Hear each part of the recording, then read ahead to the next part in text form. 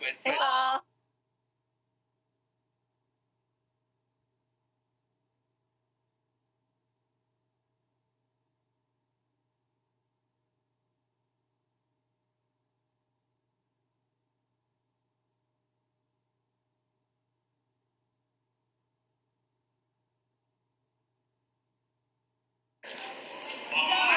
Is everyone good today?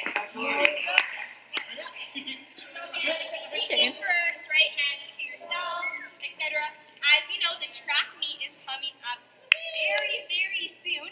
So, not this weekend, but next weekend, April 16th, is the track meet. And then, at the track meet, there will be cookies, right? We all know there will be cookies at the track meet, so I hope to see you guys there, right? Okay, now we're going to do warm up. So get a big circle, okay? Get a big circle, guys.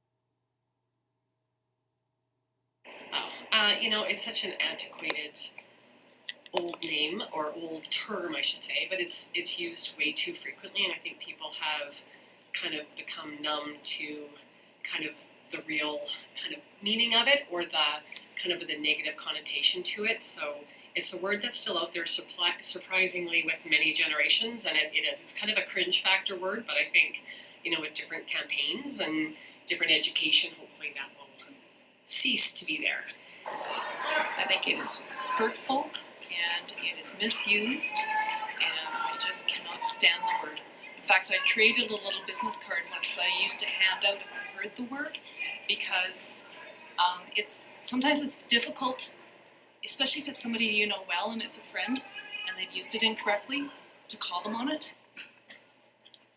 Well, if you look it up, the meaning isn't as bad as it sounds. And if you ask a lot of parents with disabilities, kids with disabilities, some of them don't really have a problem with it. But it depends how it's used.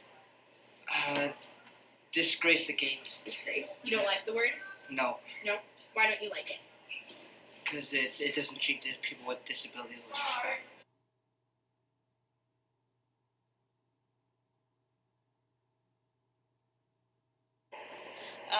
No, I would say that it's not just my opinion.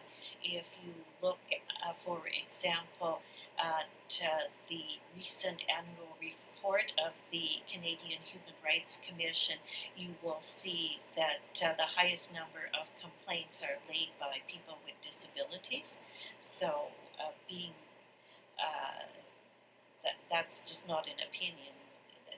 That's a fact of discrimination.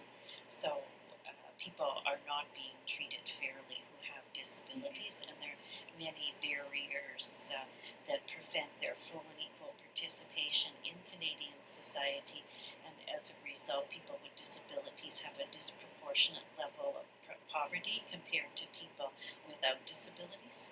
I've come a long way, but I really don't think necessarily most people do. I don't think people that know people with disabilities, I think, do. I think people that don't necessarily know them may not. And I think that it's because they present themselves a certain way, so people kind of can shun that and look down on that. I think we treat them better than most places in the world, but we can do better. Right? No. No? Why not? They're not treated equitably. People with disabilities generally are denied access to the same privileges that people who aren't labeled as having a disability would have, such as access to information, access to programs, services, recreation.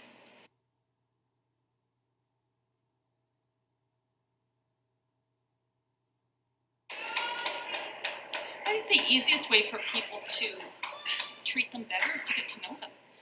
right? Because the people that I found that, you know, through Stacy, that I've gotten to know some really great people, and they get it.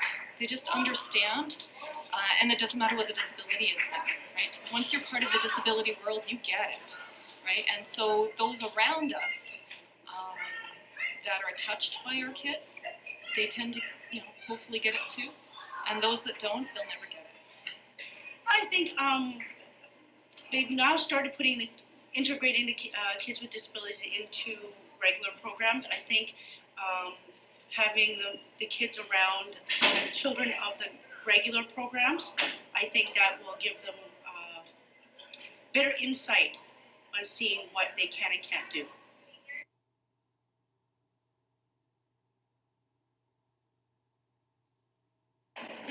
I think don't treat them too different. Don't talk to them like you wouldn't want to be talked to. Kind of more be their role model and their friend and their peer rather than the person that's, you know, trying to tell them what to do. I think that's huge. Give them more options, more opportunities to be out socially. They're just not included in enough things.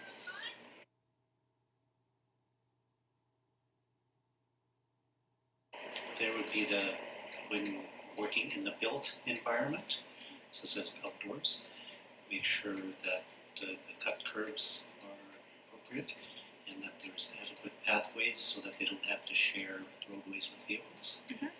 And that buildings are equipped with zero grade entrances and automatic door openers.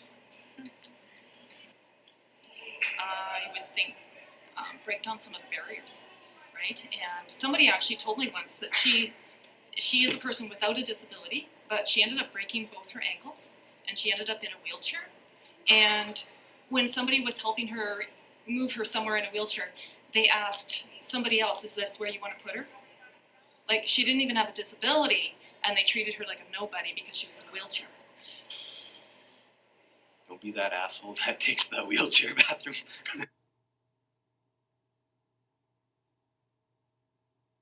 I think as a society and as a country, we've come a long way. Like where we were 30 years ago, 40 years ago, we're very, very different. And, you know, people with disabilities are much more integrated into the community and are part of the community, but still, I would say very much part of the periphery, I think. You know, I think there's kind of physically being integrated, but then there's socially being integrated, emotionally being integrated, and I don't know if we're there yet. Oh, of course. You said every day, right? You see people saying the word retard every single day. You probably hear it about 10 times a day, used in the wrong sense. People are misusing it. They're not using it in the way it should be used. If anything, it shouldn't be used. But you see people a lot of the time aren't comfortable around people with disabilities, so they act strange, or when they actually really just bring more attention to someone who's just really like one of us. Oh, absolutely. I've gone into a couple power struggles with a couple staffs. I've actually quit another agency because of that. I think it was over hot chocolate. I think, like, this individual, she buys her own hot chocolate. She went to go make another cup of hot chocolate, and the staff was telling her no. You couldn't do that, and she had this big argument. She was like, I hate you, and all of a sudden I was like, why? It's her hot chocolate. If you want to go into your kitchen, into your fridge, and make yourself an extra hot chocolate, who's going to tell you no? All the customer that comes in and then, let's say, like, there's obvious that they have some kind of disability, and then maybe one of my coworkers will be like, oh, what a retard, or, well, stupid fag, or something like that. Mm-hmm. But otherwise, Not me personally, no. And when you think of people, That's not to say that it does not happen. Yeah. I've been you've been, what happened? in this, that when I was at school, they were picking on me and swearing at me.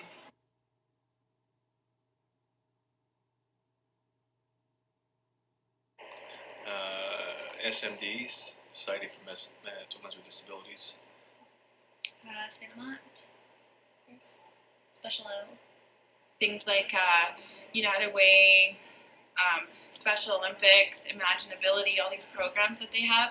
There's so many different programs now, like art programs, and even like parades and festivals and things like that. They're really becoming like just a part of everything. So it's kind of cool.